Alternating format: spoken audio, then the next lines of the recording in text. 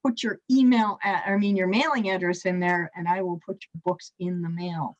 While you're celebrating when you get your free book in the mail from the contest, you want to make sure you flip through the pages of that winning book, because you might find one of our bonus prize tickets. There are 3 of them, just like in Charlie and the Chocolate Factory, times 3. This is the fun we get to have. The golden ticket means that you will win a Kindle Fire 7 tablet. This is the ad-free version of this tablet. So that's a really snazzy prize. There's only one of those, so check your books. Also, only one ticket is the silver ticket. This is the Blood in the Rain prize box donated by J.A. Bullen. He's an awesome author, and he donated 2 books in his series along with his long sleeve hooded sweatshirt that goes with his series. It's very snazzy. And then our own Andrew Smith donated the prize box for the bronze ticket, which is the entire Masterson Files collection. This is a really cool prize box. This box has all 5, count them, 5 books in the Masterson Files collection, in addition to a snazzy canvas tote bag to carry them in. And see what he's got? A mug just like that. It's an aluminum tumbler with a sippy cup lid, so you can take it wherever you go. That's in our bronze ticket. So again, those of you who have won free books tonight, check your books when you get them. I seriously, I took the books, I put them spines toward the wall, and I randomly shoved tickets inside the pages. So even I don't know which books have the winning ticket. So Random ticket shover, you. I know it's a travesty. It's terrible. So don't forget, please support the indie authors. Go to our pop-up bookshop. Check out their books. You might see something in there that you haven't heard read tonight. So go in there and check it out. There's a lot of really fun stuff going on. And again, that's at pagespromotions.com. Okay, before we go for the night, thank you everybody for coming. Colleen Mooney, do you have a shot across the bow you'd like to send out before we leave? Well, my first book in the series is on sale this week for Mardi Gras, celebrating Mardi Gras in New Orleans, even though we don't have parades. We still have a lot of fun things going on here. So that's what I'm doing this week. Okay, and it's on sale. What's the title that's on sale this week? Rescued by a Kiss. Okay, find that in our pop-up shop. It's on sale, so check it out. Deborah, any shots across the bow for you, my dear? Just want to say yeah, you better duck, Andrew. No, I just want to say thank you to everyone who came out. I mean, it really does mean a lot when you take time out of your day to spend with us as authors and to listen to us read our work, and just take the time to invest the time in us and in what we do. So thank you. We appreciate it. Absolutely. Yeah, absolutely. That's why we're doing this. Joan, any shots across the bow? Sure. The book I read from tonight is actually the 3rd story in the Anastasia Raven series. The first 2 books are shorter. They're like an introduction to the people and the places. And then Patty is the first of the longer books. And I'd like to really thank you, Diana, for putting these together. This is a lot of work, and you've done a great job. You're doing a great job. We're not done. Thank you. No, thank you very, very much. Yeah, we're in day 8. It's a labor of love. I'm having a blast. This is a selfish thing for me. I get to meet new authors like Colleen, and I get to read books, and this is the best thing ever. I mean, if we're in lockdown, why not celebrate the written word, right? Right. Kate, any shots across the bow, my dear? I would just say that remember the workshops start this week. So that's another exciting part about the festival. So just make sure that you're looking those over and signing up for them. Like Andrew said, they are a bargain at 10 times the price. So definitely Absolutely. check those out. Yep. And Andrew, from you, my dear. It's not very often that you can get a workshop for just the cost of covering the technology. People have donated their time, their energy, their expertise, and at least mine will be very interactive and we'll be doing things together, but I know everybody's going to teach you something. Jump in on the workshops. I've got to tell you that everybody that's here, you're doing a service to not only yourselves, but to all of these authors. And if you're an author or if you're a reader, it's always great to support others. And, you know, if you're an author, it's time to write, keep writing. If you're a reader, hey, there's lots of good books here. You ought to pick some up and have some fun. And Absolutely. from tonight, I really appreciate, I've read several of Joan's books. I've read several of Deborah's books, and they're awesome. Colleen, sorry, I haven't read yours yet, but I read voraciously. I will catch up, or maybe I'll muster. It'll be something like that, but you know, we'll have some fun. But thanks everybody for being here all the time. Absolutely. Thank you, everyone who came out tonight. I am Thank you. so heartwarmed that we're getting 30 people or more every night in our room, and I'm just really, really pleased. I couldn't be more gratified. Seriously, it's wonderful to know that everybody out there loves books as much as I do, and that we're all having such a good time. So I appreciate you all coming out. Thank you, everyone. I appreciate it. Have a wonderful night, everybody. Bye-bye. Good night. Bye. Y'all come back now here.